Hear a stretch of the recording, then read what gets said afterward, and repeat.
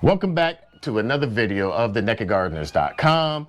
In this video, we are going to be covering the seeds that we've ordered that we are going to possibly be growing for this spring 2024 season. Now, for some of y'all that are new to the channel, my name is Sydney and this is Miss Naked Gardener. And we started off as foodies, and we started off as a container garden out in the suburban area of Dallas, Texas. We outgrew that area and decided to sell our home and purchase this 6.5 acre property where we raise rabbits, chickens, ducks, geese, sheep, and do also our garden. So without further ado, let's get growing. So we're going to start off with the seeds that we ordered from Baker's Creek. Which, by the way, I had no idea that he ordered any of these seeds. But because we share an account, Whatever. I was finding out stuff was delivered. The first one is some beans. These are the Greasy Grit. The reason why I wanted to, I don't even know why I wanted to get these.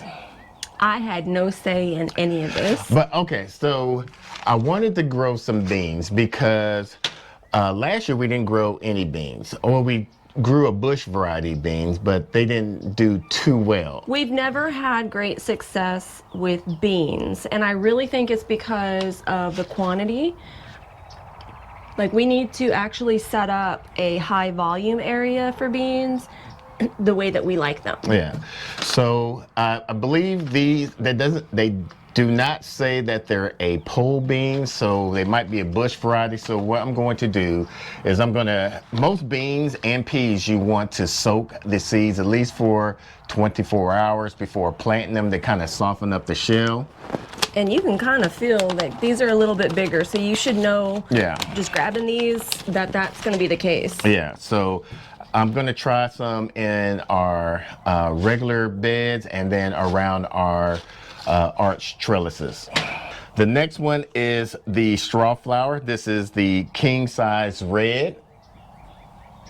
Go for 75 to 80 days of blooming. They're a doubled petaled everlasting bloom. They're sturdy. They grow up to about 36 to 40 inches tall. And why did you want these? I just wanted to get some more flowers to help with the pollination in our garden. Is there any medicinal benefits? I don't know. I don't see any, but I wouldn't want to know that. Well, it looks like it because it has that little. So maybe you can make some syrup on it. It looks like some kind of syrupy thing. So, I mean, I always want to see that there's two purposes at least. So if y'all are familiar with straw flowers, comment down below if we can use them for a medicinal or for as a tea. The next one is another bean variety. This one is definitely supposed to be a pole variety. You're gonna have to soak again for 24 hours. Now these are wax beans. However, these are called I'm not gonna even mess up that name. Okay. But these are a French variety. At the end of this video, I'm going to share the reason why I selected some of these seeds. The next one is another bean variety. It's a Cantar. I guess that's how you say it. These are a superior producer of slim 4 to 5 inches straight green pods that you could use for snapping. These are bush varieties, doesn't require any staking, so these are a bush variety. This one is another one from Baker's Creek. Once again, I'm not gonna mess up that name. You think you could say it?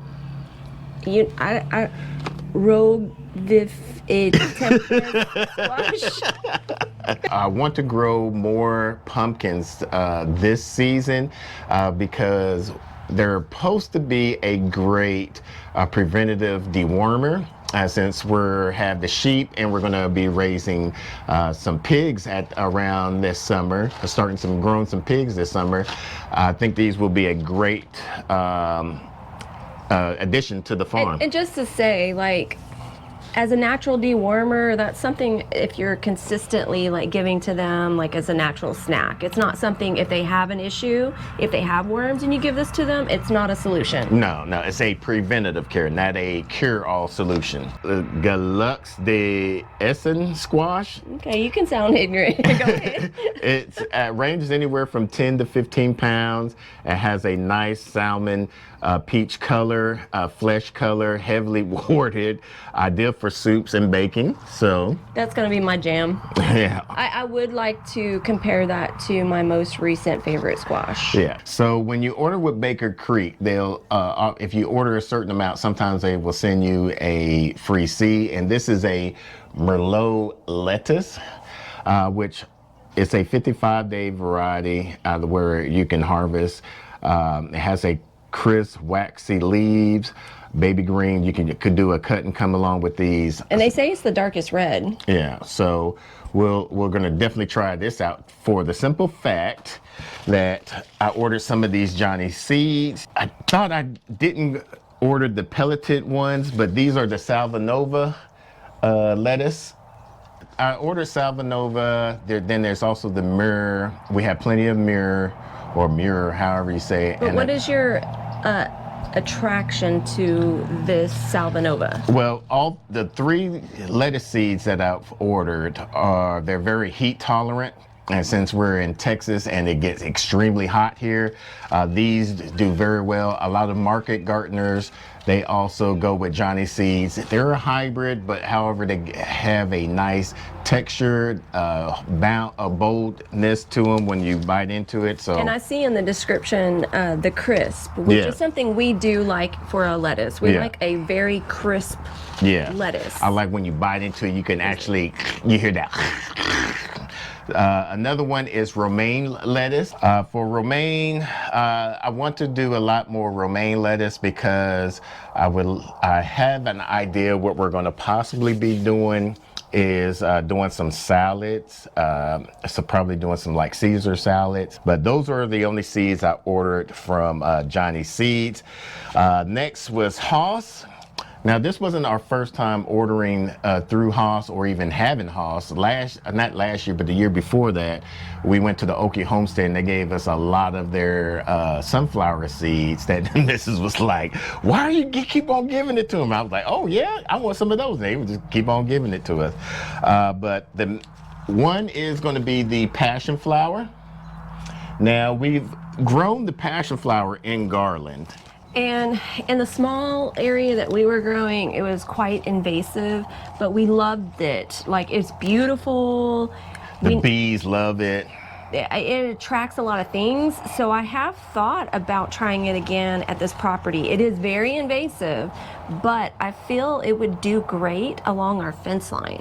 Yes, and it has a great medicinal purpose for you. You can use this as a tea and teas, and it's supposed to relax you, so it'd be great to actually do more teas with that. The next one is tarragon. Definitely want to get up our herb season game. Because of the lamb that we don't have. Lamb and the pig, so it's definitely going to be with that. And I want to try it probably with some chicken tarragon type dishes as well. So we'll see how that goes. Another one is going to be horehound. Now, horehound is supposed to be almost, I believe, a herb plus you can use as medicinal purposes. If I'm not mistaken, it's supposed to help with high blood pressure. So You need that. Yeah, so I'll double check with that. And I believe it's also great for the animals. Well, if anybody have grown horehound and know their medicinal purposes, make sure you put those in the comments so that way we'll learn and anybody else that's watching this video will learn as well. We learned about this last year. This is a red snapper tomato.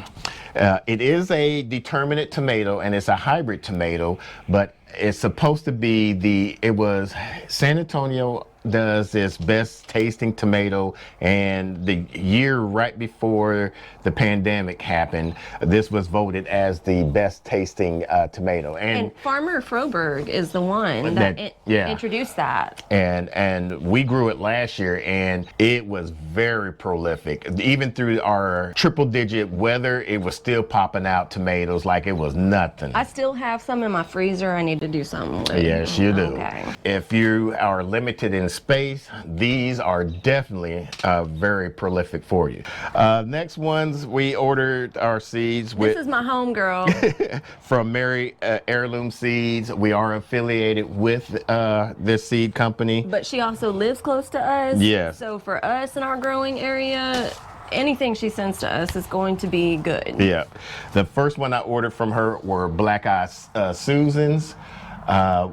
These, I believe these are perennials, and so I might put them in our perennial herb tea garden. Something you don't know is all the seeds I saved from them last year. Like I sprinkled all over our field. Another one is, I can never say this word, but Porpoise? I guess that's how you say it. I'm going to be planting these around the blueberries that I picked up yesterday. Why? And then, huh? Why? What do you mean? Why are you going to plant them around the blueberries? Because I want to know why. Because they bring pollinators. Yeah. That's why. The next one is blue columbine. These are very gorgeous. I just want to pick these because they're gorgeous. The butterflies, Yeah. they attract. Like when we had our backyard garden, this is going to be the first time that we grow this on this property, but the butterflies that it attract was phenomenal. And I am going to do some bees this season.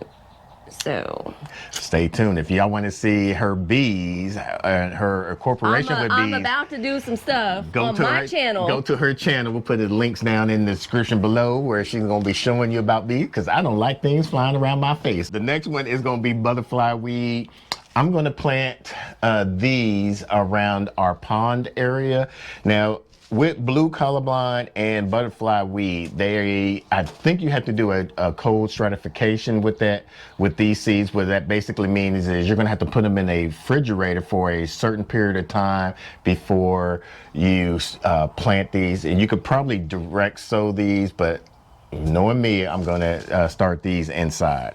I really want to have this kind of stuff, and I know you want to do it like in the garden, but I would like it around the pond. That's what I just said. I'm going to plant these around our pond area. But I mean, like, I want us to concentrate more. Like, I want more of these. Yeah. Okay. Well, I'm glad you said that, because she sent us another pack. Oh, so my homegirl knew. She knew. Yeah. She knows we have a pond. Yeah. The rest of these are also some extra ones that she designed. Yeah. Surprise. One, because she knows I like zinnias. If anybody new to the channel, I love some zinnias. So if you want to send me some zinnia seeds, go ahead. And I fell in love with them too. These are some dahlia flowers. So I guess and dahlias are gorgeous. Yeah. So I'm curious about this one. These are annual. However, if you let them go to seed, they will come back up. Another zinnia. These are a dwarf variety. These are the dwarf button box. I bet you those will be cute, like in the flower arrangements in the summer. I like to go ahead and get some of the zinnias and make flower arrangements in the house. It's really nice. She sent out was the golden yarrow. Now, we've had some, and you put some seeds. I literally just spread a bunch of over there or over here? The goldenrod, I did the whole back section over there. Okay. Up to the middle of where we were gonna have the orchard. Okay. So with the yarrow, these are very great medicinal plants. I'm probably going to put some of these in the herb garden and probably out in the pasture as well. Another straw flower. It was funny because I had just ordered that from Baker's Creek, and so she sent her own straw flowers. And that just confirms that it's probably something we need to look at maybe a little deeper, because if we got it from her and that's something you ordered here, like there's something with that. Yeah, we're gonna have to take a look. These are Indian blankets. These are native to Texas. This was one of the reasons why I wanted to grow these. I probably would put some near our raspberry over there. I don't want to put any perennials in the garden because just in case if I want to change something up. I want like short-term time frame things in our actual garden and other places perennial stuff. Yeah, these are the lance leaf. How you say that again? Corpus? Yeah, I guess, sure. They're kind of like the blanket flower here, the Indian blanket. Another one is a basil, which I am a fan of basil. I've never heard of Corsican basil. Yeah, so I'm interested to seeing the flavor of this. I'm still going to grow our normal basil because the Mrs. Naked Gardener makes a fabulous organic, all natural. Well, it's not technical organic, but it came from our garden organically, pesto, and we use that. She uses it on my sandwiches for lunch. I like to mix it with some mayo just to like bump it up, the flavors. Really? I do. I've done that in your sandwiches. You just don't know, but you be eating it. You be eating it. I be hungry. You see, I be hungry. Another one is Cosmo, which I'm glad because I forgot to order Cosmos and I wanted to grow these. I believe these are annual, so I want to try them. I have to double check some of these, but I believe the last time we grew some of those was in Garland. No, those were buttons. Oh, the button. Yeah, I'm thinking of those buttons. Next one are white borage. Now, we tried to grow these last year. I'm not a fan. Not a fan. So if you're interested in some white borage, I might even give these to Broke. Another one is Love in a Mist. Not sure what that is. We're definitely gonna have to Google that. We'll probably put the picture up on the screen to find out what Love in a Mist is to see if it's an annual or a perennial. Or something that would benefit us in any way. I'm very interested in us growing as many flowers as possible with the bee plan that I have. Another one is chives. We grown a lot of chives last year, and that we did some interplanting with these and companion planting with these, and I feel that having a lot of the chives and other medicinal and flowers prevented a lot of pest pressure on a lot of our produce that we grew last year. And I really noticed a difference this last year. We did not have the pest pressure that we've experienced in the past, and I really attribute it to the interplanting with the onions and the chives and some of the herbs and the flowers and stuff, along with improving our soil each year. I feel those were key components. The only bad thing was the locusts that we could not fight, but we grew enough that even some of the plants, the produce. You have to have a sacrifice. Yeah. The last one from Mary is, she even labeled it, a gift from Mary, is a Boston pickling cucumber. Which I'm excited about because I'm a huge fan of the Persian pickling cucumbers for all of the pickles. Like, I have customers that have been buying pickles like crazy from me, and I kind of want to do a competition because she actually introduced us to that other cucumber, and I cannot remember the Punta Cara? Yeah, the Punta Cara cucumber, which has become a favorite for you. Well, no, not for me, but for other folks. I still like the simple, regular, the Market More 76. I like snacking on cucumbers and pickles, but I'm still the traditional Market More 76 and the, what was the? We did Market More 76. Parisian. The Persian. That's for the pickles. So the Boston pickling and the Persian, I kind of want to do another row and just have one be Persian, one be this, and kind of do a comparison this next year.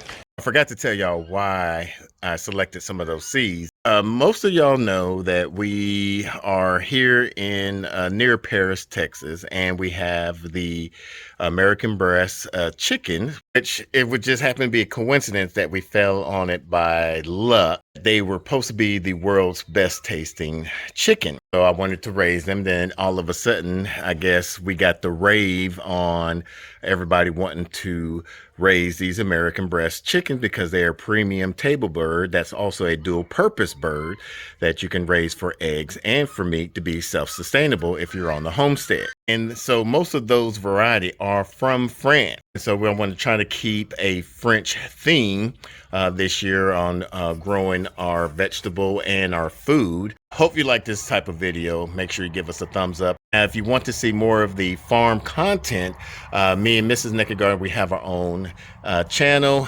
She does her random things and I do my random things. Mostly it's going to be vlogs. It's not going to be how to, because like I said, we're a student of the game and we're always going to be learning. Try to raise our animals to have the best quality of life as possible when they only have that one bad moment. So these are some of the seeds that we are going to be doing. We're going to start doing our seed starting mix right now. For those that are new, we do our own seed starting mix. Very simple. We just do some peat moss and then some vermiculite, and then we even throw in some of our own vermicastings in there. And we have done a lot of videos on that. Yeah, and we'll put that off to the side if you're interested, and also in the description down below. Until the next video, let's grow together.